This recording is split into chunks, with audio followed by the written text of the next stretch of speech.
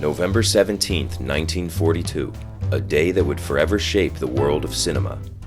In Queens, New York, a brush-browed Catholic boy was born to the name Martin Charles Scorsese. Stricken with asthma, he avoided sports, instead spending his time watching movies and learning how to make them himself. Scorsese received his Master of Arts degree from New York University, by which time he'd already directed his first feature, Who's That Knocking at My Door, 1967. In '73, he began his long-standing tradition of gangster films with Mean Streets, starring Robert De Niro. But it was in 1976 that he got his first true taste of success, when he won the Palme d'Or at Cannes Film Festival for his psychological masterpiece, Taxi Driver, which begged the question, You talking to me? over the years, Scorsese has dabbled across genres, and unlike other filmmakers before him, hasn't lost a step with age. He finally won his Oscar in 2007 for The Departed, although he deserved it at least a decade earlier. Funny how that works. Funny how? I mean, what's funny about it? He's made nearly 30 features and most of them are bangers, but only 10 made it on this list today. It's an ever-changing list, but it's an ever-changing world. Just remember to tell me why I'm wrong in the comments below. But first, sit back, pop a few expired lewds, and enjoy my personal top 10 favorite films, directed by the one and only Martin Scorsese. Our first movie on the list serves as Exhibit A in a future lawsuit against Todd Phillips. Number 10, The King of Comedy. Good evening, ladies and gentlemen. Let me introduce myself. My name is Rupert Pupkin. This 1982 crime thriller stars Robert De Niro as Rupert Pupkin, a layabout loser living in his mother's basement from which he hosts an imaginary talk show. Hi, Eliza. Good seeing you. Gerald, good seeing you. Jerry. Yeah. It's the original Joker, only this time De Niro is on the other side of the desk. Our real host is Jerry Lewis, who puts in a Scorsese-worthy performance.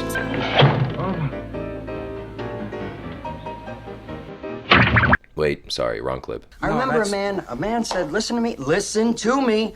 A man said something very profound some years ago. This is a very strange movie, but it works surprisingly well without going quite as hard as Taxi Driver. It's a spiritual successor in some ways, but The King of Comedy is funnier, just in a sad way. A lot of you are probably wondering why Jerry isn't with us tonight. Well, I'll tell you. The fact is, he's tied up. It's a story about trying to make something of yourself, even if you don't have what it takes, all the while dealing loosely with themes of mental illness and our obsession with stardom, the relationship between performer and audience, and the lengths we push ourselves to when we come short of a goal. Now pump those numbers up. Those are rookie numbers in this racket. Scorsese does a fine job here of weaving genres between drama, comedy, and a weird mix between. It may not be his best, but it's a fine addition to an already impressive catalog that only expanded after 1982. The most recent of which is my next pick.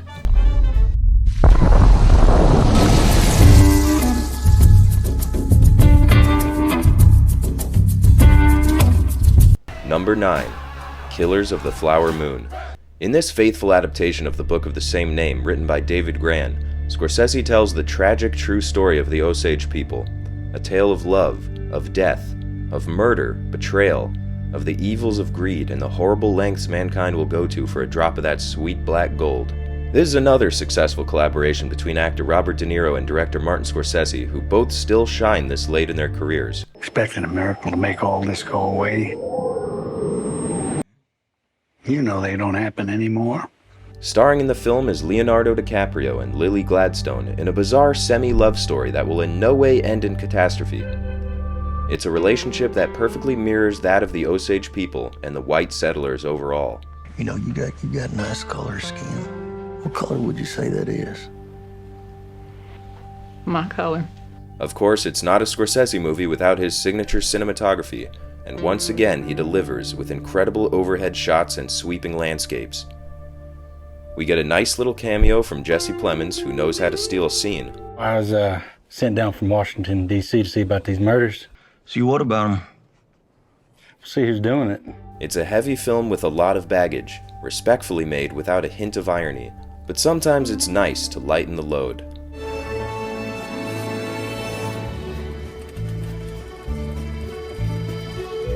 Number 8, Hugo. This is definitely a departure from Scorsese's usual work. but what it lacks in Italians getting whacked, it makes up for in its tribute to cinema. Hidden within this odd little tale of an orphan boy who runs around in the walls of a train station in 1930s Paris is a film about film, the magic of cinema, and the cinema of magic.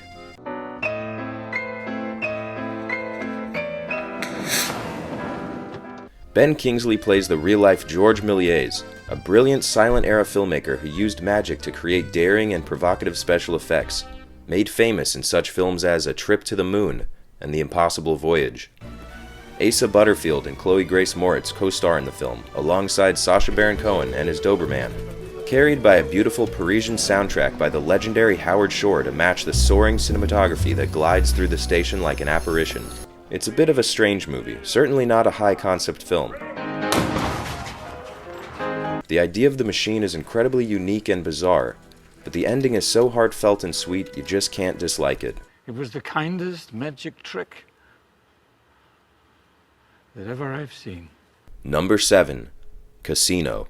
Before I ever ran a casino or got myself blown up, Ace Rothstein was a hell of a handicapper. I can tell you that. Casino is another great Scorsese-directed gangster film, and a sort of a spiritual sequel to Goodfellas, which may or may not be on this list.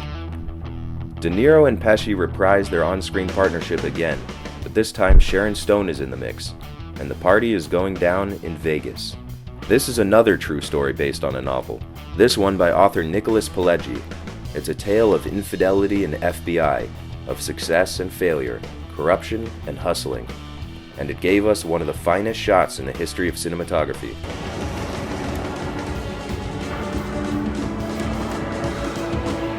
We get a fantastic cameo by the one and only Don Rickles, who steals the show as always. Marty, I would address... Somebody get a phone book so you can see me. I have regards for you, Marty, from Tony Bonini and Frankie Gazzano. And they told me to tell you you'll be dead in the morning. And another classic Joe Pesci death scene that was almost as violent as Home Alone. They don't give a fuck about... Ah!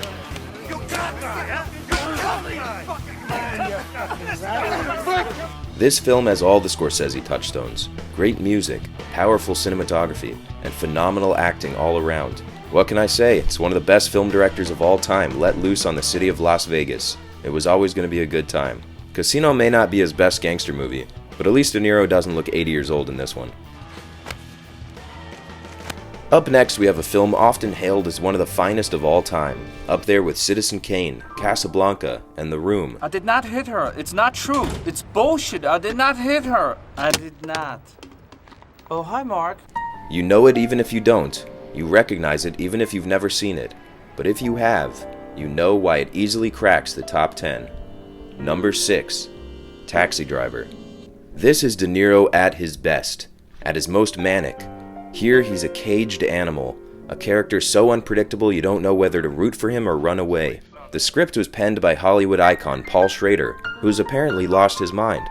The look of the film is perfect, the blues of the city, the greens of Bickle's army jacket, not to mention his biker gang haircut, all of which helps to set this film apart from a visual perspective. Scorsese shows his genius in the little moments of Taxi Driver, like this famous scene where Travis talks to Betsy on the telephone, and the camera pans away from the conversation, instead opting for the empty hallway, as if to say that the conversation was too painful, too embarrassing for us to be witnessing. Most directors today, and all of them in 1976, would have gone in close for that scene, but it takes a true artist like Martin Scorsese to show the audience what they need to see, not what they want to see. Marty makes a cameo himself in this one, playing a memorable passenger. You see the woman in the window? So I want you to see that woman because that's my wife. Also in the movie is a young Jodie Foster, whose appearance in the film indirectly led to the attempted assassination of President Ronald Reagan. Shooter John Hinckley Jr. is now out of prison and has a series of folk music albums available for purchase now. There's an infamous story of Scorsese nearly losing his mind during the making of Taxi Driver. Marty said, I'm having a big problem. You got to come look at the last scene. I hadn't seen any of the movie. And you said, I just want to show you the shootout at the end. And Marty said, okay, I showed it to you because the studio is telling me I have to cut it. They're telling me we're going to get an X rating. I've got to cut the scene. Or I've got to cut all the blood out. I got to cut the fingers coming off when the gun goes off. I got to cut the overhead shot with all the gore and all the long camera that goes all the way to where you took the roof off and shot straight down. Marty used to become quite apoplectic, especially with studio people. The legend goes that Scorsese stayed up all night getting drunk with a loaded gun. And so Marty was actually plotting murder at that point. And could he get away with it? But here's what it turned out. You had a great idea. Explain what you did. Desaturate the color. He desaturated the color. Turning what was candy apple blood red into a more burgundy blood. And the MPAA gave him an R rating. The film went on to win no awards, losing in 1976 in many cases to... And the winner is... Rocky.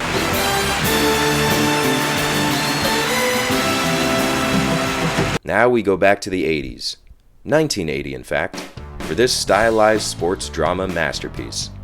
Number 5, Raging Bull. The decision to shoot in black and white was a great choice and helped set it apart from other films of its genre even to this day. The striking photography within the ring grabs your attention with every frame.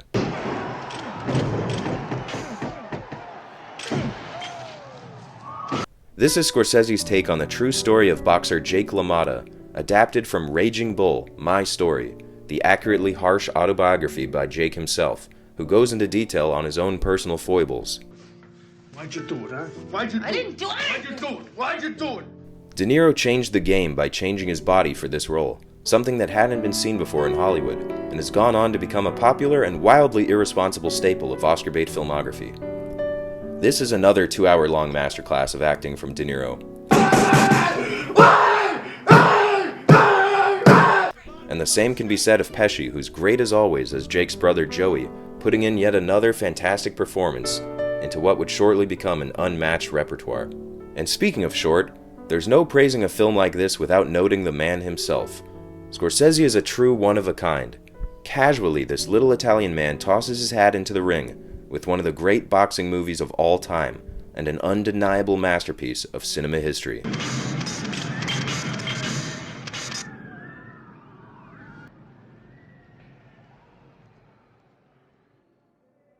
And as if he hadn't proven already that he could direct any genre, cover any topic, strike any tone, the next film on this list does just that, as we take a hard left turn into number 4, Shutter Island.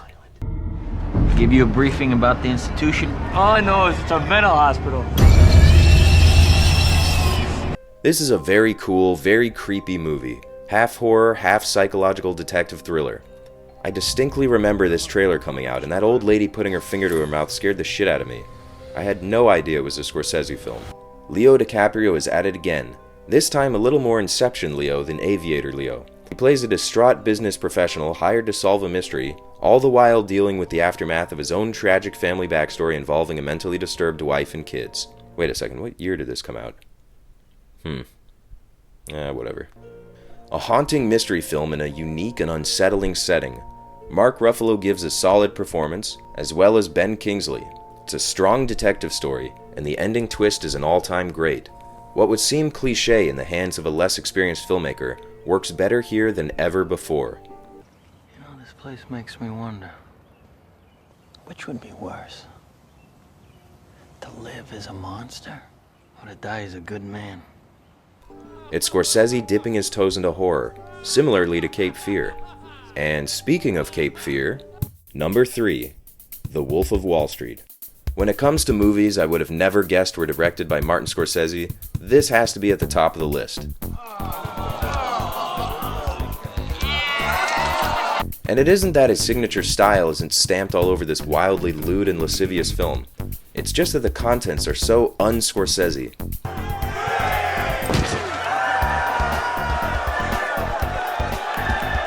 Jordan Belfort's highly exaggerated life story is laid out like wet clothes to dry before an audience as ravenous as the con man's loyal followers themselves. Leo deserves an Oscar for his performance in this film. The Quaalude scene alone was better than anything he did in The Revenant. It took 90 minutes for these little fuckers to kick in, but once they did, pow!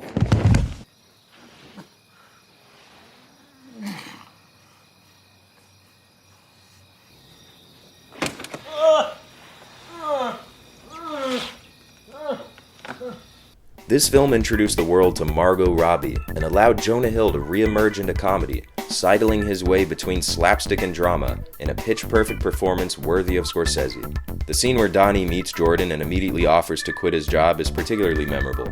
How much money you make? I don't know, $72,000 last month. You show me a pay stub for $72,000 on it, I quit my job right now and I work for you. Hey, listen, I quit. The sequence on the boat in the storm, while surely exaggerated, is cinematic gold and provides for more darkly hilarious comedy. I can't go down through this flood, it's 3 feet of water! I will not die sober! Rob Reiner has a few great scenes in the movie. What are these sides? They cure cancer? The sides did cure cancer, that's the problem.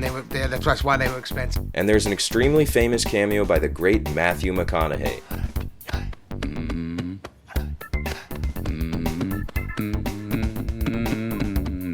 This movie proved that the Judd Apatow, Seth Rogen style of content could be treated with an Oscars level of prestige, inspiring Adam McKay to spend the rest of his career chasing that very dragon. I said, that's right. What the fuck are you saying? And now we come to the Oscar winner, the one that won him the gold, number 2, The Departed. With a star-studded cast from Jack Nicholson to Leonardo DiCaprio to Matt Damon to Mark Wahlberg. Maybe. Maybe not. Maybe fuck yourself. Vera Farmiga, Martin Sheen, Alec Baldwin, Anthony Anderson. This movie is like if The Expendables had a plot. And it's not just any plot. This movie has a great concept. A mob guy is infiltrating the cops, while a cop is infiltrating the mob. It's like poetry. It rhymes. We get some crazy line reads from Jack Nicholson. We get some classic Marky Mark. I'm the best friend you have on the face of this earth, and I'm gonna help you understand something, you punk. You're no fucking cop! And some of the best written scenes in recent memory. I erased you! You erased me, huh? Yeah, go ahead, shoot a cop, Einstein. Watch what happens. Matt Damon had a particularly good time working with Jack Nicholson. Actually, when I did The Departed, I was in this rehearsal, and it was just me and Jack in the room. I mean, I've probably told you this because it's one of my favorite. It was my favorite thing that happened on The Departed about a scene that I was not in, but he was. And the scene said, it was 1/8 of a page, and it said Costello, which is the name of his character. Costello executes man kneeling in the marshes. He looked at that and he goes, okay, I can do that, but I think I can make it better. And so he's telling me this story. He goes, so what I do is, he goes, I come from the Roger Corman school, so I'm not going to add any time, and I'm not going to add to your budget. But instead of a man kneeling in the marshes, I make it a woman. And I do the thing, and I shoot her in the back of the head, like it says in the script. But if you leave the camera rolling, after she falls, I turn to Ray and I say, geez, she felt funny. Now you could end the scene there, but if you leave the camera rolling, Ray steps forward and he reveals that he's holding an axe. He's gonna chop her up. Oh, man. Now you could end the scene there. He goes, but if you leave the camera rolling. It's well shot, it's well paced, and it's a whole hell of a lot of fun. And it's got one of the best endings in cinema history. You think it's going one way, and it goes another.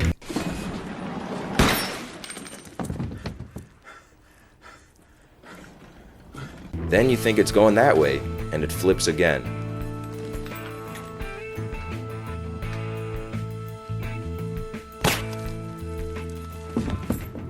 There was some controversy in the film community over the rat that walks by in the final shot being a little too on the nose, but I think as long as the movie is called The Departed and not The Rat, he's in the clear.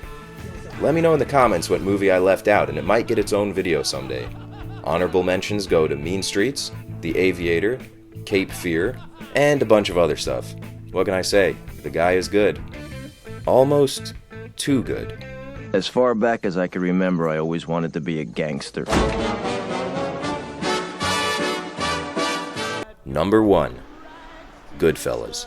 From the opening narration, it's more evident perhaps than in any film before on this list that you're in for a ride, that you're in good hands with the storyteller, with the characters. This movie is so smooth. The camera work is iconic, packed with long tracking shots and oneers that span entire spaces, and perfect kinetic dolly zooms that pull you right into the world. Goodfellas stars the great Ray Liotta as real-life mobster Henry Hill.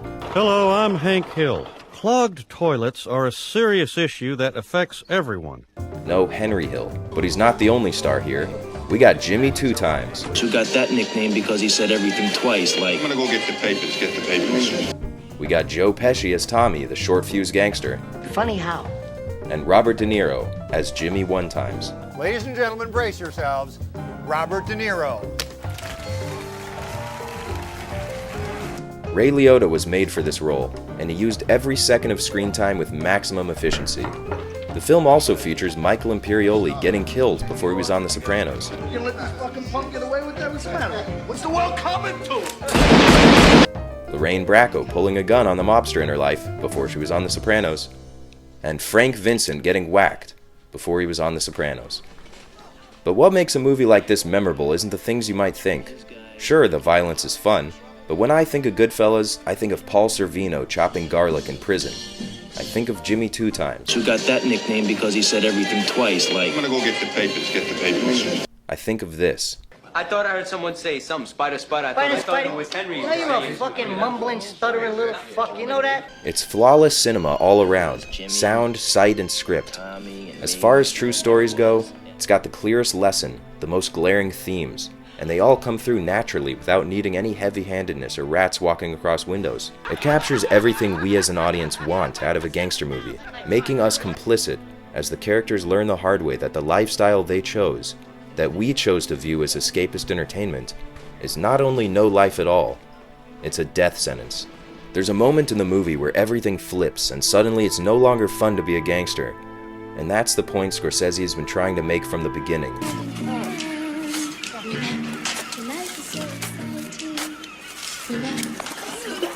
There's a surprise Sam Jackson cameo deep into the movie that doesn't last very long, and then Tommy thinks he's getting made.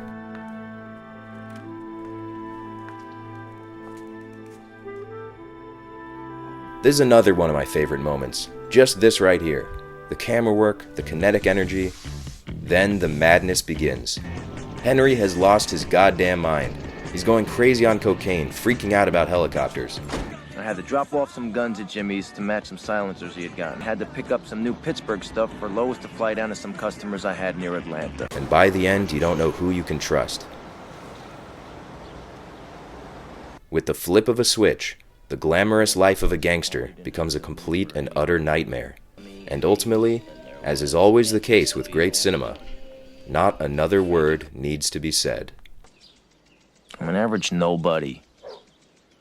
Get to live the rest of my life like a schnook. Thanks for watching. Remember to subscribe if you want to see more content like this. And check out some of these other rankings of the industry's top directors. See you next time, and remember. Yeah, my mom has a food podcast, and she's like a big, Italian mook. And she had never seen that. So it blew her mind. She's like, I thought this was like a bloody gangster movie. I'm like, no, it's Scorsese. There's attention to detail.